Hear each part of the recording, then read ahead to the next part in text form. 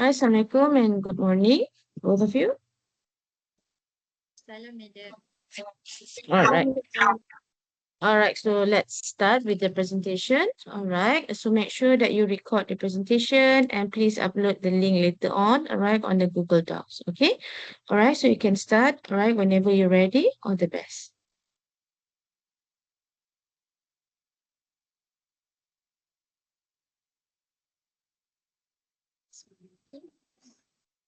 Assalamualaikum warahmatullahi wabarakatuh and good morning for our lecturer, Madam Yuhil Nadia binti Abu Bakar. So today we are from grade 2 and we will be presenting our topic entitled Child Abuse in Malaysia.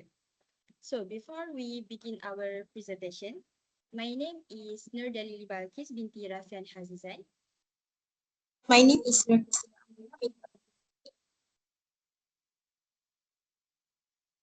So without a further delay, we will continue our presentation with the introduction section, which is to provide an overview of the topic that will be discussed. Okay, so child abuse and child sexual abuse are serious issue in Malaysia that harm children physically, emotionally, and also mentally. Therefore, it is important to understand the problem effectively. So, what is the meaning of child abuse and child sexual abuse? So according to Gilbert et al. 2009, child abuse is any action that harm a child physically, mentally, and also emotionally, which is including neglect or exploitation.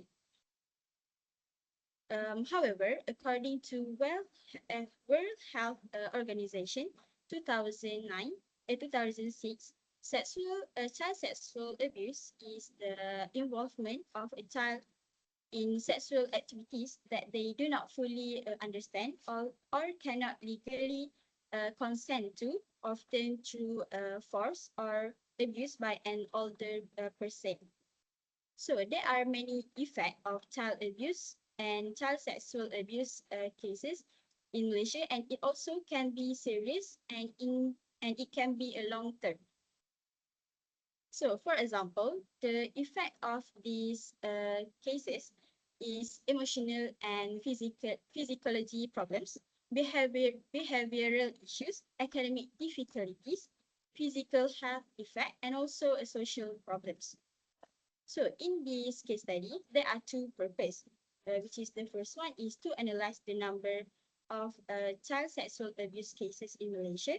And the second one is to identify the causes of child abuse cases in Malaysia.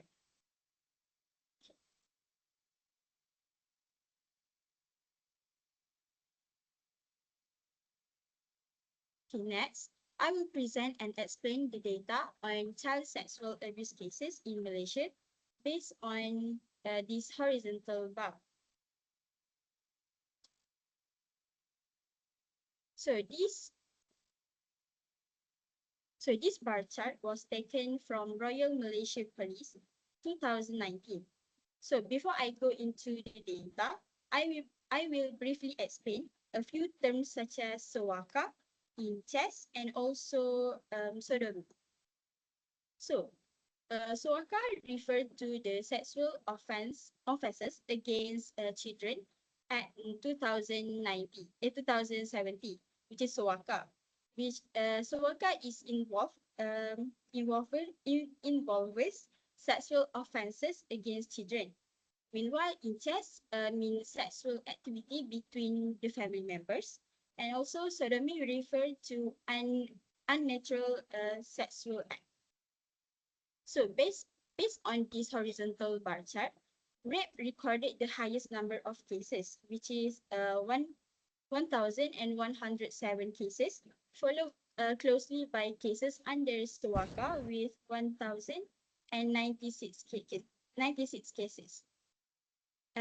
Incest and sodomy had the lowest number of cases, which is 158 cases and 119 cases respectively. So overall, rape cases are higher in Malaysia because they are easily to report due to clear evidence, strict law, and also high public awareness. So other than that, victims are also likely to receive support and protection when they come forward. Meanwhile, sodomy cases are lower because they are often underreported due to fear, shame, and also social stigma and difficulty in proving the cases. Victims may also feel afraid to report especially when the offender is someone they trust or they know. So that's all from me. Now I will pass the presentation to Amira to continue the presentation. Thank you, Sudalini. Now, I would like to present the data of causes of child abuse cases in Malaysia based on the chart provided by the Royal Malaysia Police in 2009. According to the chart, the highest number of child abuse cases involve abuse by boyfriends, with 1,046 reported cases, representing 23.2% of the total cases. This shows that children and teenagers in unsafe or unhealthy relationships may face a higher risk of abuse. Besides that, family dispute contributed to 18.6% of the cases, followed by parental negligence at 70%. Financial problems and addiction were also major contributing factors, as stress, substance abuse, and unstable family conditions can lead to violence and neglect towards children. Meanwhile, the lowest number of child abuse cases involves stepchildren or adopted children, with 221 reported cases, representing 5% of the total cases compared to cases involving boyfriend. Based on the analysis of the data, child abuse involving a boyfriend is higher mainly because many cases involve teenager or early romantic relationships where there is emotional immaturity and a lack of understanding about healthy boundaries.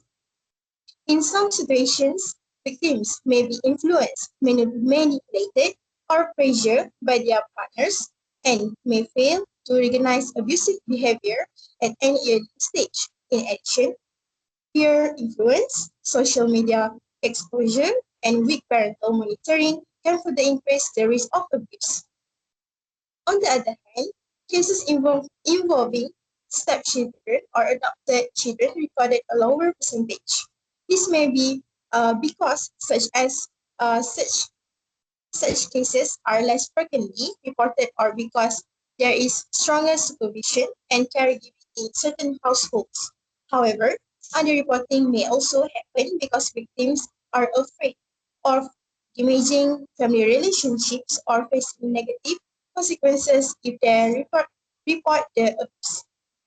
Overall, the chart and analysis show that children abuse is closely related to family problems, unhealthy relationships, financial stress, social influence, and lack of awareness.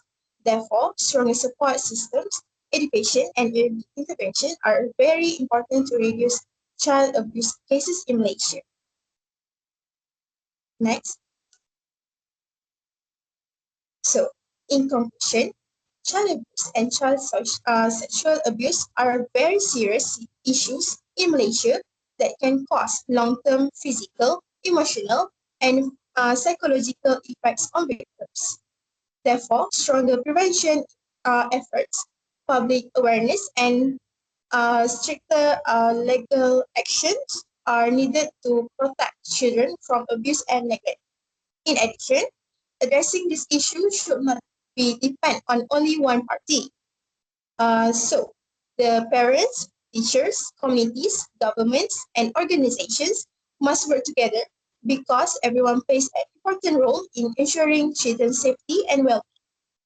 So, last but not least, every children deserve to grow up in a safe, loving, and supportive environment. By standing up against child abuse, we can help create a safer and better future for children. So that's all from me. So next, this is our reference. So that's all from us. Thank you.